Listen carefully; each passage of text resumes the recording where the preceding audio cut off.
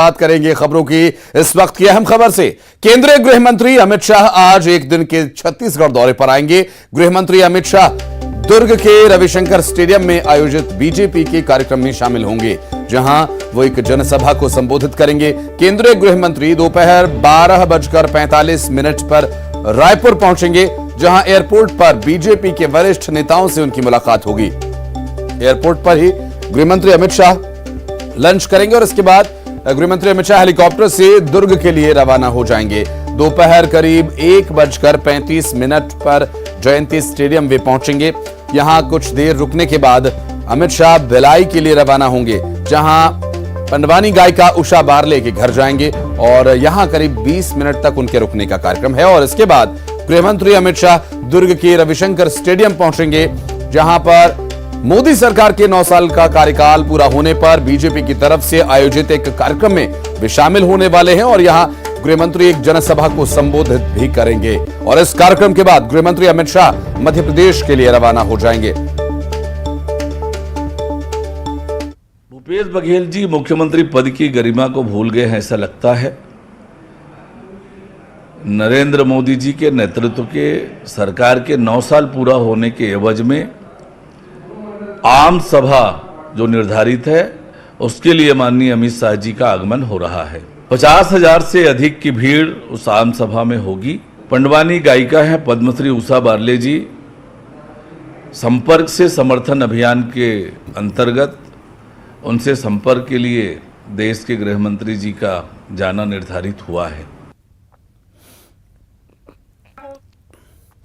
तो छत्तीसगढ़ में आगामी विधानसभा चुनावों को देखते हुए एक बड़ा ये चुनावी कार्यक्रम कहा जा सकता है, जहां गृहमंत्री संपर्क से समर्थन और जनसभा के माध्यम से समर्थन जुटाने का प्रयास करेंगे भारतीय जनता पार्टी के पक्ष में। और 15 साल करीब सत्ता में रहने के बाद भारतीय जनता पार्टी को बाहर का रास्ता दिखाया था कांग्रेस ने, अब उसे वापस हासिल करने का यह मिशन खुद गृहमंत्री अमित शाह ने अपने हाथों में लिया हुआ है। ममता लांजेवार हमारी सहयोगी हमारे साथ जुड़ रहे हैं, उनसे बात करेंगे। ममता, क्या है शेड्यूल, क्या डिटेल्स मिल पा रही है, कैसी तैयारी है? बिल्कुल, देखिए केंद्रीय गृह मंत्री अमित शाह आज दुर्ग आएंगे और दोपहर 12:45 बजे वो रायपुर एयरपोर्ट पहुंचेंगे। जो मिनट टू मिनट उनका कार्यक्रम जारी हुआ है और एयरपोर्ट से वो भाजपा के वरिष्ठ नेताओं से मुलाकात करेंगे और यहीं पर वो लंच करेंगे और हेलीकॉप्टर से दुर्ग के लिए रवाना होंगे। 1:35 पर भिलाई के जयंती स्टेडियम पहुंचेंगे और वहां पर भिलाई की पंडवानी गायिका एवं पद्मश्री उषा बारले से मुलाकात करेंगे। उनके घर जाएंगे, सेक्टर 1 में जो उनका घर है वहां पर।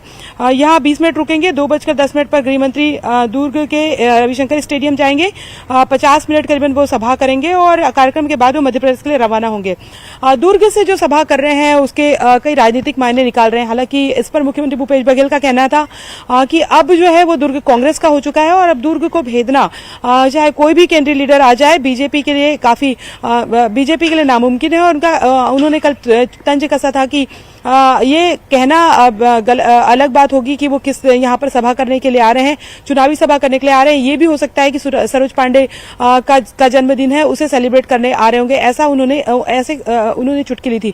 तो अभी अगर हम बात करें तो ये केंद्रीय गृह मंत्री का जो दौरा है वो उसको लेकर सियासत भी शुरू हो गई है। एक कांग्रेस और बीजेपी के अलग अलग बयान एक दूसरे के पर आ रहे हैं। यहाँ पर अगर हम बात करें तो करीबन काफी कम समय जो है वो विधानसभा चुनाव को रह गया है और जो गृह मंत्री अमित शाह आ रहे हैं उनके दौरे के साथ ही ये माना जा सकता है कि बीजेपी के जो बड़े जो केंद्रीय लीडर्स हैं उनका चुनाव के लिए आना शुरू हो गया है। और आने वाले समय में जो है इसी तरीके से और भी जो लीडर्स हैं वो यहाँ पर आएंगे और चुनावी एक तरह से कह सकते हैं कि कदम ताल शुरू हो गई है। बीजेपी का कहना है कि उन्होंने पूरी ताकत झोंक दी है। कांग्रेस का कहना है कि इस ताकत का कोई फायदा नहीं होने वाला है। कर्नाटका और हिमाचल प्रदेश का उदाहरण जो है वो कांग्रेस देती रही है। लेकिन कहीं ना कहीं अगर हम बात करें तो जब कांग्रेस सत्ता में है तो विपक्ष में रहते बात अलग होती है और सत्ता में चुनौतियां भी होती है। तो जाहिर तौर पर इस दौरे के बाद देखना होगा कि और कौन से बीजेपी के जो लीडर्स है वो यहाँ पर आते हैं। लेकिन और साथ ही केंद्रीय गृह मंत्री का जो दौरा होता है और उनके वो जो लोगों से बात करेंगे या जो भाषण देंगे उस पर भी नजर रहेगी। बिल्कुल, गृह मंत्री अमित शाह भारतीय जनता पार्टी के चाणक्य कहे जाते हैं ममता, और गृह मंत्री अमित शाह अगर चुनावी सभा के लिए आ रहे हैं तो स्वाभाविक है वो चुनावी सभा कोई सामान्य सभा नहीं होगी और संपर्क से समर्थन हासिल करना ये भी लक्ष्य भारतीय जनता पार्टी का है। और अमूमन जब चुनावी समय में अमित शाह कहीं का दौरा करते हैं तो कुछ लोगों को पार्टी ज्वाइन कराई जाती है। हालांकि आज वैसा कुछ है कि नहीं, इसके बारे में अभी कोई डिटेल नहीं है। लेकिन ममता, अभी ये जो चुनावी सभा है, क्या अब ये माना जाए कि ये चुनावी शंखनाद हो गया है प्रचार का? आगे ऐसे ही और बड़े नेताओं की रैलियां होंगी? बिल्कुल, देखिए एकदम ये माना जा सकता है और शुरुआत ये कहा जा सकता है कि बीजेपी ने जो है वो केंद्रीय गृह मंत्री के दौरे के साथ ही की और दुर्ग से करने को लेकर भी अगर हम बात करें तो एक मैसेज देने की कोशिश बीजेपी ने की, ऐसा जो है वो बीजेपी के जो जानकार हैं वो कह रहे हैं। और इसके साथ ही और भी जो लीडर्स हैं वो आने वाले समय में आएंगे। जेपी नड्डा जो है उनका है और ये भी कहा जा रहा था कि प्रधानमंत्री भी जो है वो आने वाले समय में आ सकते हैं। तो अलग अलग शेड्यूल जो है वो बना हुआ है और उनके दौरे जो है वो आने वाले समय में होंगे। चुनावी शंखनाद एक तरह से कह सकते हैं, चाहे कांग्रेस हो चाहे बीजेपी, दोनों की तरफ से शुरू हो चुका है। समय भी काफी कम बचा हुआ है, महज 4 से 5 महीने का समय बचा हुआ है और जो है साधना भी है दोनों ही पार्टियों को। और विधानसभा चुनाव कहीं ना कहीं बीजेपी कोशिश करेगी कि वो वापसी करे। संपर्क से समर्थन का भी प्रयास यहाँ पर ममता रहने वाला है भारतीय जनता पार्टी का। और पार्टी के बड़े लीडर और चाणक्य कहे जाने वाले अमित शाह का ये आज का जो कार्यक्रम है, इस पर और डिटेल्स आगे आपसे लेंगे। फिलहाल बहुत बहुत शुक्रिया। और आगे मिनट टू मिनट जो कार्यक्रम रहेगा, जब गृहमंत्री आएंगे उस दौरान क्या कुछ तैयारियां हैं और क्या तस्वीरें होंगी, आप जरूर दिखाइएगा। बहुत शुक्रिया फिलहाल आपका। और छत्तीसगढ़ के बाद केंद्रीय गृह मंत्री अमित शाह मध्य प्रदेश के बालाघाट जाएंगे और अमित शाह शाम 4 बजे बालाघाट पहुंचेंगे। यहां केंद्रीय मंत्री का एक रोड शो होगा। तकरीबन 1.5 किलोमीटर लंबे रोड शो के बाद वे वीरांगना रानी दुर्गावती के चरणों में श्रद्धा सुमन अर्पित करेंगे। साथ ही रानी दुर्गावती की वीरता और बलिदान गाथा को जन जन तक पहुंचाने के लिए 6 दिन की गौरव यात्रा की शुरुआत करेंगे। इस कार्यक्रम में सीएम शिवराज सिंह चौहान, प्रदेश अध्यक्ष वीडी शर्मा के अलावा बीजेपी के मंत्री और आला नेता शामिल होंगे। गौरव यात्रा के समापन कार्यक्रम में प्रधानमंत्री नरेंद्र मोदी भी शामिल होंगे। 27 जून को पीएम नरेंद्र मोदी मध्य प्रदेश के दौरे पर आ रहे हैं और इसकी डिटेल्स क्या कुछ रहेंगी आगे, वो भी लगातार हम आप तक पहुंचाते रहेंगे। और शाहजहांपुर से बड़ी खबर, आगरा मुंबई नेशनल हाईवे पर एक सड़क हादसे का मामला सामने आया। दरअसल ट्रक और जीप के बीच जोरदार टक्कर के चलते यह हादसा हुआ। जीप में सवार एक शख्स की मौत हो गई। हादसे में 10 लोग घायल हुए बताए जा रहे हैं। 4 की हालत अभी गंभीर बनी हुई है और इलाज के लिए इन्हें इंदौर रेफर किया गया। दरअसल रुजवास टोल टैक्स के पास की यह दुर्घटना है। घायलों को जिला अस्पताल में भर्ती कराया गया है। इस हादसे में एक शख्स की जान चली गई जबकि 10 लोग इस हादसे में घायल हुए हैं। जीप की ट्रक से टक्कर के चलते हुई इस दुर्घटना में एक शख्स की मौत हो गई। घायलों को जिला अस्पताल में भर्ती करवाया गया है। और इस हादसे की तात्कालिक कारण क्या रहे, क्या लापरवाही हुई या कुछ और कारण रहा जिसकी वजह से ये दुर्घटना हुई, इस पर और डिटेल्स आप तक पहुंचाएंगे। आपको बता दें कि इलाज के लिए रोजवासा टोल टैक्स के पास जब हादसा ये हुआ, इंदौर यहाँ के घायलों को रेफर किया गया है और जिला अस्पताल में उन्हें भर्ती कराया गया है। इस हादसे की अगर बात करें तो यहाँ पर आगरा मुंबई नेशनल हाईवे के पास ये हादसा हुआ और ट्रक और जीप के बीच जोरदार टक्कर हुई और ऐसे में 10 लोगों को चोट आई है जबकि एक शख्स की जान भी इस हादसे में चली गई। इससे जुड़ी कुछ तस्वीरें भी हम आपको दिखा रहे हैं और इस हादसे का प्रमुख कारण क्या रहा, इस पर और डिटेल्स आप तक पहुंचाएंगे। ट्रक और जीप के बीच हुई जोरदार टक्कर के चलते यह हादसा हुआ है और ये टक्कर क्यों हुई, कैसे ये दुर्घटना हुई, इसके बारे में जानकारी आगे और आप तक पहुंचाएंगे। फिलहाल आपको बता दें कि इस हादसे के बाद फौरन रेस्क्यू किया गया। स्थानीय पुलिस को इसकी जानकारी दी गई और मौके पर पहुंचे स्थानीय लोगों और पुलिस के कर्मचारियों के माध्यम से रेस्क्यू किया गया। सुनील हचोरिया हमारे सहयोगी जुड़ गए हमारे साथ। सुनील, कैसे हुआ यह हादसा? आशीष, देखिए बिल्कुल स्पष्ट तो नहीं हो पाया लेकिन प्रारंभिक तौर पर तेज रफ्तार इस हादसे की वजह बताई जा रही है। ये सभी लोग जो है उज्जैन से लौट रहे थे और मक्सी के नजदीक ही इनका वाहन जो है तेज रफ्तार में ट्रक से टकरा गया। उसके बाद वाहन तस्वीरों में देख सकते हैं किस तरीके से क्षतिग्रस्त हो गया और इसमें बैठे लोग बुरी तरीके से फंस गए थे और एक व्यक्ति की इसमें दर्दनाक मौत हो गई है। जबकि 10 लोग घायल हो गए हैं। 4 की हालत अभी इसमें आशीष गंभीर बताई जा रही है। जी, और अब इस 4 गंभीर रूप से घायल मरीजों को इंदौर भी रेफर किया गया इलाज के लिए। और उजवासा टोल टैक्स के पास की दुर्घटना, बहुत शुक्रिया सुनील आपका इस पूरे मामले पर जानकारी के लिए। और हादसे से जुड़ी कुछ तस्वीरें भी हम आपको दिखा रहे हैं। उम्मीद है कि जल्द घायल रिकवर होंगे। शिवपुरी से बड़ी खबर आपको बता दें, थिंक गैस की लाइन में आग लगने का मामला, सिलेंडर फटने से यह आग लगी बताई जा रही है। और आग की चपेट में एक घर आया। हादसे में 6 लोग झुलस गए और घायल हो गए। झांसी तिराहा इलाके के अंदर यह हादसा हुआ। सिलेंडर फटने की वजह से थिंक गैस की लाइन में आग लग गई और सिलेंडर फटने की वजह से यह हादसा हुआ।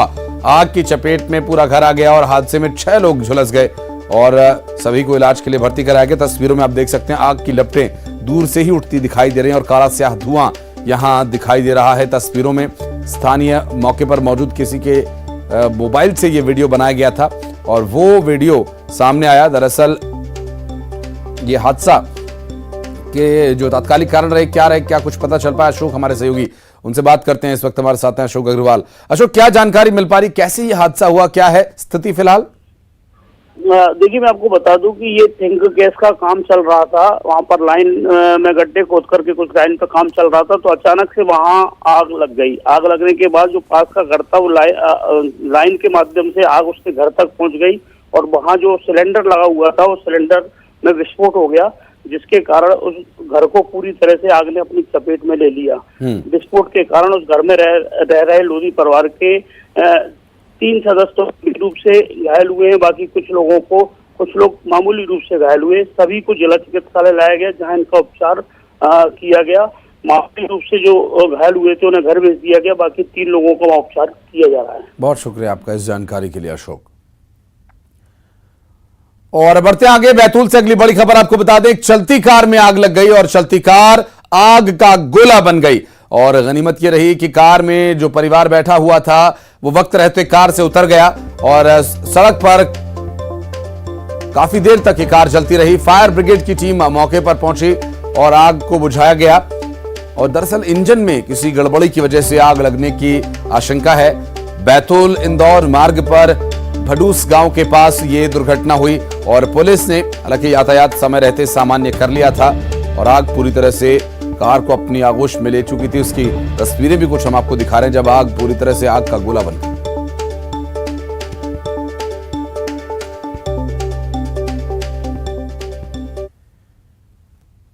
और सारंगगढ़ बिलाईगढ़ के पास एक मामला सामने आया जिसमें बड़ी खबर यह है कि व्यापारी से 2 करोड़ 76 लाख रुपए से अधिक कैश बरामद हुआ। भटगांव के व्यापारी के निवास पर बुधवार को चोरी हुई थी और व्यापारी के घर से 20 लाख के जेवरात और नकदी की चोरी हुई थी। चोरी की जांच करने के लिए पुलिस पहुंची। व्यापारी के घर जांच के दौरान करोड़ों का कैश मिला। बैंक से नोट गिनने की मशीन मंगाई गई और मशीन से नोट गिने गए और सीसीटीवी कैमरे में चोर की भी तस्वीर कैद हुई है। चोरी का जो ये पूरा मामला सामने आया, चोरी की जांच पड़ताल के लिए पहुंची पुलिस ने एक और खुलासा किया। हालांकि अभी क्या व्यापारी की तरफ से इन रुपयों का डिटेल दिया जा रहा है, ये रुपए किस दायरे में आते हैं, ये अभी देखने का एक विषय रहेगा। लेकिन जो ये तस्वीर हम आपको दिखा रहे हैं, ये तस्वीर है उस चोर की बताई जा रही जो चोरी करके वहां से भागा था। योगेश हमारे सहयोगी हमारे साथ जुड़ गए। योगेश, क्या है ये मामला? चोर चोरी करने आया, पुलिस इन्वेस्टिगेट करने पहुंची और वहां से करोड़ों का कैश मिला। देखिए आशीष, आपको बता दें कि ये पूरा जो मामला है सारंगगढ़ बिलाईगढ़ जिले का है, जहाँ भटगांव थाना क्षेत्र के वार्ड क्रमांक 3 में व्यापारी के घर से बीती रात लगभग 15 लाख नकदी समेत 5 लाख के जेवरात की चोरी हुई थी। इसके बाद कल और जो रात की बात बता दूं कि जब पुलिस है वो चोरी की घटना को वहां जांच करने के लिए पहुंची कि जब व्यापारी के घर इतने लाख की चोरी कैसे हुई, कौन थे वो आरोपी, ऐसे करके तब पुलिस ने जब देखा कि व्यापारी के जो हाट है उसके नीचे करोड़ों के रुपये देखने के बाद पुलिस दंग रह गए। उसमें लगभग 2 करोड़ 76,400 रुपये नकदी मिले हैं। दरअसल ये जो पूरी घटना है मंगलवार से शुरू होती है कि मंगलवार की रात के भटगांव के प्रतिष्ठित जो व्यापारी हैं उनके घर चोरी हुई थी और उस चोरी में तो चोर है वो भागते हैं, उनके सीसीटीवी कैमरे में रिकॉर्ड भी हुआ है, सीसीटीवी फुटेज सामने भी आया है, जो न्यूज 18 दिखा रहा है। इस मामले पर जब व्यापारी ने शिकायत की भटगांव पुलिस थाने में, उसके बाद फिर पुलिस जब जांच में जुटी तब जब व्यापारी के घर पहुंची तो पता चला कि व्यापारी जिनके यहाँ चोरी हुई थी उन्हीं के घर लगभग 2 करोड़ रुपए 76,400 रुपए के नकदी मिले। हालांकि इतनी बड़ी मात्रा में व्यापारी के घर पैसे कहाँ से मिले, क्यों मिले, ये तो अभी स्पष्ट सामने नहीं आया, क्योंकि रात का समय था। आज सुबह या फिर 10 बजे के आसपास पता चल जाएगा कि आखिर इतनी बड़ी रकम। नजर बनाए रखिएगा योगेश, आगे डिटेल्स लेंगे आपसे। बहुत शुक्रिया फिलहाल। और सारंगगढ़ बिलाईगढ़ से एक और बड़ी खबर आपको बता दें, सेक्स रैकेट का खुलासा हुआ। एक युवती समेत 4 लोगों को ग्रामीणों ने पकड़ा। ग्रामीणों को सूचना थी और उसके बाद ग्रामीणों ने जब यहां पर जाकर जांचा तो खुलासा हुआ और उसके बाद पुलिस को इसकी सूचना दी गई और युवती समेत 4 लोगों को यहां से गिरफ्तार किया गया। सारंगगढ़ बिलाईगढ़ से यह पूरा मामला सामने आया। इसमें एक युवती समेत 4 लोगों को ग्रामीणों ने पकड़ा है और अब पुलिस के हवाले इन्हें किया गया। बताया जा रहा है कि ये सेक्स रैकेट यहां पर चला रहे थे। और अब आपको एक ऐसा वीडियो दिखाते हैं जिसे देखकर आप सोचने पर मजबूर हो जाएंगे। ये वीडियो मंगलौर से सामने आया, जहां बीच सड़क पर एक महिला को मौत छू कर निकल गई। दरअसल ये महिला बिना ध्यान दिए, बिना इधर उधर देखे रोड क्रॉस कर रही थी और बहुत तेजी से आ रही एक बस उसने देखी ही नहीं। अभी दूसरी तरफ से जो बस आ रही थी, महिला का ध्यान इस बस पर था ही नहीं, लेकिन बस ड्राइवर ने वक्त रहते बस को टर्न करके काट करके निकाला और महिला की जान बच गई। बस ड्राइवर की तत्परता, उसकी अवेयरनेस कहें, उसके ध्यान का यहां पर दाद देनी होगी कि वक्त रहते उसने बस को काट कर रोक दिया, अन्यथा इस महिला के यहां पर क्या हालात होते आप अंदाजा लगा सकते हैं। और ऐसा करने से महिला बस की चपेट में आने से भी बच गई। और इस पूरी घटना का जो सीसीटीवी वीडियो सामने आया, ये दर्शा रहा है कि सड़क के ऊपर आप ऐसे मस्ती में ना चलें, आपकी जान को खतरा हो सकता है। हर बार किस्मत इतनी अच्छी नहीं होगी। और बस्तर के सबसे बड़े अस्पताल जगदलपुर मेडिकल कॉलेज के स्टाफ नर्स अनिश्चितकालीन हड़ताल पर चले गए हैं। 650 बिस्तर वाले इस अस्पताल के स्टाफ नर्स ने ये मांग की है। उन मांगों को लेकर वो हड़ताल कर रहे हैं। भर्ती होने तक आंदोलन जारी रखने की ये बात कर रही हैं। उधर स्टाफ नर्स की हड़ताल को लेकर जूनियर डॉक्टर्स ने भी इसका समर्थन किया। वहीं अस्पताल प्रबंधन का ये दावा है कि इनकी हड़ताल पर जाने से व्यवस्था नहीं बिगड़ेगी। साथ ही उन्होंने स्टाफ नर्सेस की मांग से सरकार को अवगत कराने की भी बात कही है।